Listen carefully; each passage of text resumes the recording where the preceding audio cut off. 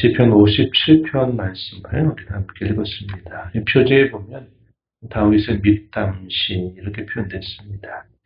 황금으로 번역될 수 있는 표현이 바로 이 믹담이라는 말인데요. 황금시 이렇게 표현해요.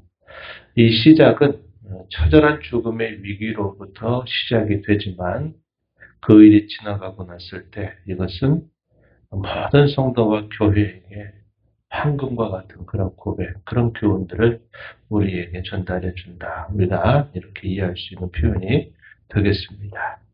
그때 어떤 상황 속에 있었나 이렇게 표현하기를 다윗이 사울을 피하여 굴에 있던 때다 이렇게 말해줍니다. 우리가 사무엘서를 통해서 확인하게 되면 이 다윗이 계속적인 사울의 추격을 피해서 굴에 숨은 적이 참 많은데 대표적인 곳이 아둘람 굴이라고 하는 곳입니다. 또 엔겔이라고 하는 굴이 있었어요. 아마 그 두 굴 중에 아마 한 곳에 있을 때 하나님 앞에 간절하게 아마 소리를 낼 수는 없었겠고 간절하게 그 마음으로부터 하나님 앞에 부르짖었던 그의 기도가 기록되었다. 우리가 이렇게 볼 수 있겠습니다. 내용적으로는 우리가 앞서 계속 살펴보고 있는 애가적인 성격이 상당히 강하다는 겁니다. 다시 말해서 곤란과 또 역경과 시련의 한복판에서 하나님 앞에 자신의 처지를 말씀드리면서 하나님 앞에 의지하고 그런 가운데서 하나님께서 그 마음에 주시는 그 위로와 확신을 고백하면서 그 마음이 단단해지고 의연해지는 모습으로 변화되어가는 그런 모습을 본 시편도 우리에게 잘 보여줍니다. 이 시편 또한 고난과 역경을 만난 성도들이 하나님 앞에 어떻게 기도할 것인가에 대한 매우 좋은 모범을 보여주는 시편이다. 이렇게 볼 수 있습니다. 오늘 본 시편의 내용을 보게 되면 이 고백의 내용들은 그가 신앙의 걸음을 계속적으로 걸어오고 연단을 계속 받아오게 되면서 그의 신앙이 계속 무르익어가는 그런 신앙의 모습을 보여줍니다. 처음에 고난을 만나게 될 때는 도무지 어떻게 해야 될지 모르는 그런 위경 속에서 부르짖지만 이런 고난 가운데서 건짐을 받고 또다시 또 다른 고난을 당하고 건짐을 받았던 일들이 하나씩 그의 체험과 경험의 축적이 되면서 고난을 대하는 그의 태도가 더욱더 단단해져가고 의연해져가는 그런 모습이 본 시편에서 잘 드러나봅니다 하겠습니다.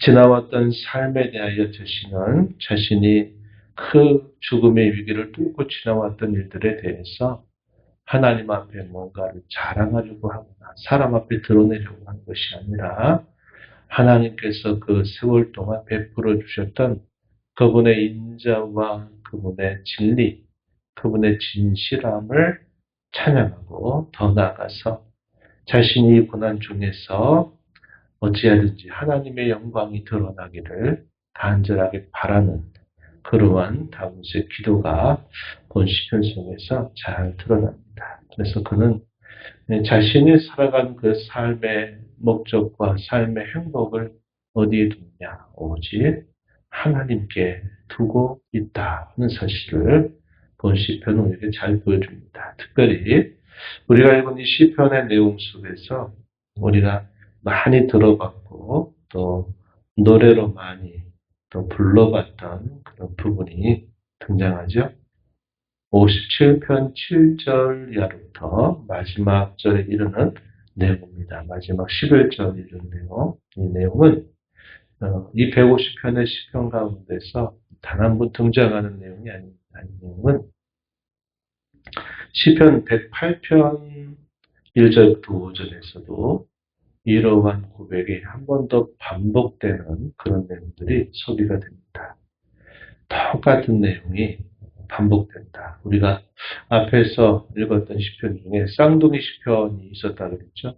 어리석은 자에 대한 그런 하나님이 없다라고 말하는 그런 자들에 대해서 기도했던 내용이 거의 내용상의 거의 차이가 없이 약간의 강조점의 차이만을 두고서 동일한 시편의 내용이 고백된 것도 확인했는데 이 내용도 108편에서 반복되고 있다 하는 것은 다윗이 이러한 중심을 가지고 하나님 앞에 살기를 소원하였다라는 것을 우리에게 보여주는 표현이다. 이렇게 이해할 수 있겠습니다. 내용을 한번 들어가서 봅니다. 그가 하나님 앞에 구하는 그런 기도하게 되는 그런 처지는 지금은 사울의 추격을 피해서 굴에 숨어 있던 때다. 이렇게 말합니다. 굴이라고 하는 것이 갖는 특성이 뭘까요? 만약에 그 굴 속으로 누군가 있다라는 것이 발견되거나 찾는 어떤 사람이 굴 속에 숨었다라고 할 때 그 굴은 더 이상 피할 곳이 없는 곳입니다. 만약에 자신이 굴에 있다라고 하는 사실이 어떤 낌새가 드러나거나 발견이 되기만 한다면 더 이상 피할 수 있는 곳이 없는 그런 곳입니다. 그야말로 죽음의 촉각을 다투는 이 사생의 그 갈래 앞에 서 있는 그런 상황이 바로 이 굴에 있는 상황이다. 우리가 이렇게 이해하고 있는 부분이에요. 그런 가운데서 그가 느끼는 그의 심경, 하나님 앞에 토로하는 그의 마음이 어떠한가 하는 것을 우리가 표현을 통해서 확인하게 됩니다. 번시편 4절 한번 가서 보면 이렇게 표현했습니다. 4절에 내 영혼이 사자들 가운데서 살며 내가 불사른 자들 중에 누웠다. 이렇게 표현했습니다. 사자들, 짐승 중에 가장 사나운 이 맹수들 가운데서 자신이 마치 살고 있는 것과 같은 기분, 또 불사르는 자들 중에 누워있다. 누워있는데 불이 막 붙어있다 그러면 그 상황이 어떻겠습니까? 정신을 잃어버릴 만큼 또 죽음의 그 촉각 앞에 다투게 되는 그런 상황이 벌어지게 될 겁니다. 그 영혼, 그의 마음의 상태가 마치 이와 같다. 이렇게 표현했어요. 자신을 찾는 자들에 관하여 묘사하기를 그들의 이는 창과 화살, 그들의 혀는 날카로운 칼과 같다. 이렇게 표현했습니다. 굴 속에 숨어 있으면서 그가 느끼는 심경이 바로 이러한 상태였다는 것이고요. 또 6절에 보면요. 그들이 내 걸음을 막으려고 그물을 준비하였으니 내 영혼이 억울하도다. 이렇게 하나님 앞에 간절하게 그 심경을 호소하는 그런 모습을 확인합니다. 그런 상황 속에서 하나님을 향하여 그가 하는 간구. 내게 은혜를 베풀어 주소서. 내게 은혜를 베풀어 주소서 하는 간절한 탐원입니다. 1절 말씀에 하나님이여 내게 은혜를 베푸소서. 내게 은혜를 베푸소서. 내 영혼이 주께로 피하되 주의 나에게 그늘 아래에서 이 재앙들이 지나기까지 피하리이다. 이렇게 표현했습니다. 굴 속에서 굴밖은 잘 보입니다. 그렇죠? 굴 바깥에서 굴 속은 빛을 비추지 않는 한 보이지 않아요. 그런데 이 굴 속에서 밖을 봤을 때 굴의 모양이 어떤 모양이겠습니까? 이렇게 이런 형태의 모양이 되겠죠. 이런 형태의 모양. 다윗이 그 절박한 심경 속에서 들키기만 하면 죽음을 당할 수밖에 없는 그런 상황에 있는데 그가 굴 속에서 굴 밖을 이렇게 보면서 혹시 자신을 쫓는 이들이 그 안으로 올까, 그곳에 올까를 계속 유심히 지켜봅니다.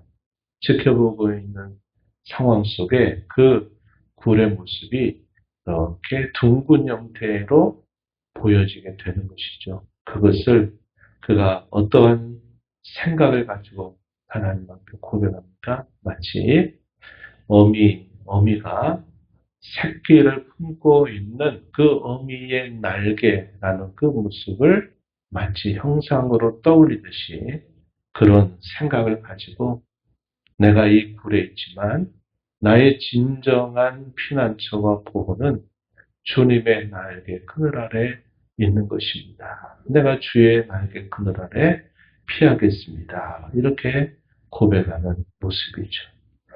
얼마나 참 귀한 고백인지 몰라요. 사람이 위기를 만날 때마다 정신을 온전히 갖지 못하게 늘 우리가 생각하듯이 평상시에는 다 보이고 알고 생각하고 있는 것들도 어떤 긴박한 위기를 만나면 그 모든 것들이 다 백지 상태와 같이 다 그런 것들이 기억이 안 나고 오직 하나만 생각하게 돼요. 내가 이러다 죽는 거 아니냐. 내가 여기서 끝나는 거 아니냐. 이러한 것만 떠올리 전다. 그럼 평상시의 경험이나 우리의 차분한 생각들이 자리 잡을 만한 여지가 없어져 버려요. 그런데 그런 위기 상황 속에서 다윗은 내가 이 굴에 있는 것, 이 굴이 나를 보여주는 것이 아니라 주님의 날개 아래 있는 것이 나를 진정으로 보호한 유일한 피난처입니다. 이렇게 고백한 겁니다. 그래서 다윗은 수많은 도피 생활과 계속적으로 또 숨고 또 숨어야만 되는 그런 수많은 경험들을 통해서 그러한 요새라든지 그러한 불들이 자신을 지켜주는 것이 아니라 자신을 지켜주는 것은 오직 하나님 한 분이시다 하는 사실을 그는 깨닫고 고백하고 있는 것이죠. 그래서 이러한 고백은 이 다윗이 계속적인 쫓김을 당하는 상황 속에 경험해왔던 수많은 그런 경험들이 하나씩 하나씩 이렇게 축적이 되어 오면서 이 고난과 위기를 대할 때에도 그가 완전히 정신을 혼미한 상태에 빠져버리는 것이 아니라 그런 중에도 다른 것들은 다 내가 생각하지 않을지라도 나를 이제까지 건져주신 하나님은 내가 끝까지 바라본다. 내가 하나님만 붙들겠다. 그 하나님만이 나를 여전히 구해주실 수 있는 유일한 분이시다. 라는 이러한 고백을 견고하게 붙들고 있다. 한 것을 우리는 확인할 수 있게 됩니다. 그가 이렇게 하나님을 향하여 오직 하나님만이 나의 유일한 피난처가 되실 것입니다. 라고 고백할 때 그 하나님께 대한 그의 견고한 신뢰가 뭘까요? 2절 말씀해 보세요. 내가 지존하신 하나님께 부르짖으며 곧 나를 위하여 모든 것을 이루시는 하나님께로다. 이렇게 표현했습니다. 하나님이 원망스럽고 자신이 계속 잘못해서 벌을 받는다면 벌 받는 것이다 생각하고 그러려니 쉽지만 무고한 고난이거든요. 자신이 잘못한 것이 없는데 자신을 계속 죽이려고 하는 그런 사람들 때문에 당하는 계속적인 시련입니다. 그래서 그런 상황 속에 얼마든지 하나님께 원망할 수 있고 불평할 수 있지만 그가 고백한 하나님은 지극히 존귀하신 하나님 이렇게 고백했고 그 하나님이 자신을 위해서 모든 것을 이루시는 하나님이시다. 이렇게 표현을 했습니다. 이 말은 하나님이 나를 이끌고 나를 계속 나를 주장하시는 그 모든 일들은 나를 위해서 하나님이 이루시는 일이다. 라고 하는 그러한 확신이 분명히 표현되고 있는 겁니다. 우리가 이 말씀을 통해서 우리가 떠올려 볼 수 있는 신약 성경에 아주 유명한 구절이 있죠. 그 구절이 바로 로마서 8장 28절에 소개되고 있는 말씀입니다. 그 내용 무슨 내용입니까? 하나님을 사랑하는 자, 곧 그 뜻대로 부르심을 입은 자들에게는 모든 것이 합력하여 선을 이루신다라고 하는 이 고백입니다.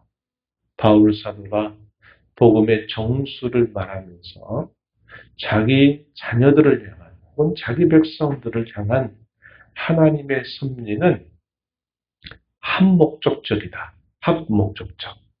그러니까 내가 어떤 일들을 당할 때 나는 부분밖에 보지 못하고 우리의 시야가 좁아져서 우리의 앞날을 우리가 알 수 없지만 하나님의 이 모든 것들을 내다보시고서 내게 있는 모든 것들을 하나님의 뜻을 위한 그분의 영광을 위한 그리고 우리의 진정한 유익을 위한 그런 섭리로 하나님이 이끌어 가신다 하는 것입니다. 마치 우리가 어떤 조각품을 만든다 그럴 때 어떻게 합니까? 큰 모양 없어 보이는 어떤 재료들을 가지고 그 재료들을 하나씩 깎아가기 시작해요. 이 부분은 전체 부분의 어느 부분이다. 또 이 부분은 전체 내가 구상하고 있는 것의 또 어떤 부분이다 하는 것을 마치 그 예술가가 머릿속에 다 그런 계획을 갖고서 볼품없는 재료가를 하나씩 깎아나가면서 그리고자 하는 작품 전체를 만들어가는 것과 똑같다는 겁니다. 우리라고 하는 이 보잘것없는 우리의 인생, 또 허물과 죄가 많은 우리 같은 인생을 하나님이 이렇게 다듬고 저렇게 다듬고 또 저렇게 다듬어서 그야말로 에베소서에 보면 뭐라고 하냐면 마스터피스라고 해요. 걸작품으로 우리를 만들어 가신다고 합니다. 그 걸작품, 하나님께서 우리에게 약속하고 계신 견고한 약속이 돼요. 우리 형편은 우리가 보기에도 초라하고 별것 아니고 하지만 우리가 이 땅에 삶 동안에도 하나님은 우리를 그분의 걸작품으로 계속 만들고 다듬으십니다. 그리고 우리가 이 땅에 삶이 마치게 되면 온전한 걸작품으로 이제 완성하시는 그 일을 하나님이 이루신다는 것이죠. 그래서 성경에 의하면 우리 모두 우리 한 사람 한 사람은 하나님의 걸작품 이렇게 우리는 빚어가신다 하는 것은 성경 약속하고 있는 겁니다. 그 하나님을 향해서 하나님이 나를 위해서 모든 것을 이루시니 하나님 나에게 은혜를 베풀어 주소서 나의 진정한 피난처가 되어 주소서 이렇게 간절하게 기도합니다. 불안과 또 죽음의 위협으로부터 시작했던 그의 기도는 강력한 확신으로 바뀌게 되는데 그것이 바로 아까 말씀드렸던 7절 이하의 내용입니다. 하나님이여 내 마음이 확정되었고 내 마음이 확정되었사오니 내가 노래하고 내가 찬송하리라. 내 영혼아 이 내 영광아라는 말은 내 영혼아 하는 말과 같은 말이에요. 깰지어다 비파야 수고마 깰지어다 내가 새벽을 깨우리로다 이렇게 말합니다. 새벽을 깨운다. 시간적으로 내가 새벽 미명에 일찍 일어난다 이걸 말하는 의미가 아닙니다. 이보다 깊은 의미를 담아주는 표현이 바로 이 새벽을 깨운다라는 말입니다. 이게 뭘까요? 내 모든 삶의 시작에서 내가 하나님을 찾겠다. 하나님만을 바라겠다. 내가 하나님만을 위하겠다라고 하는 그 표현이 바로 새벽을 깨운다. 내 모든 삶의 제일의 자리, 최우선의 자리에 나는 하나님을 두겠습니다. 라고 하는 것이 새벽을 깨운다 라고 하는 그 뜻이 담고 있는 의미라는 겁니다. 그래서 그가 불안과 염려로부터 시작하지만 그의 마음이 견고해져서 나는 하나님만 찾습니다. 하나님만을 위하겠습니다.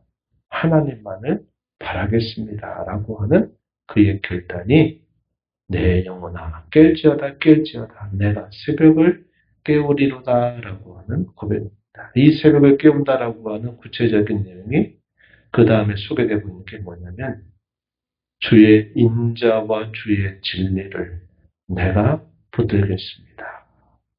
변함없는 사랑, 주님의 진실하심을 내가 붙들고 내가 주님의 영광을 나는 바라보겠습니다. 마지막 절에 주의 영광이 온 세계 위에 높아지기를 원합니다. 이렇게 기도하면서 마치게 돼요.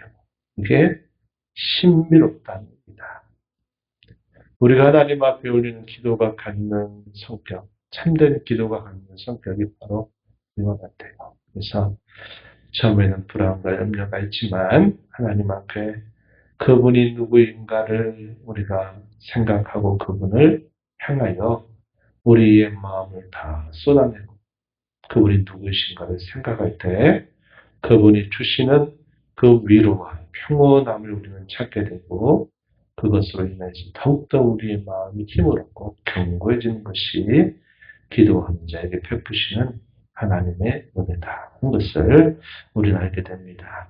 고난 가운데 저와 여러분 또한 이러한 신앙의 고백, 이러한 기도의 모범에 따라서 하나님 앞에 기도함으로 이 고난이 감사로 바뀌게 되는 저와 여러분의 삶이 되기를 축복합니다.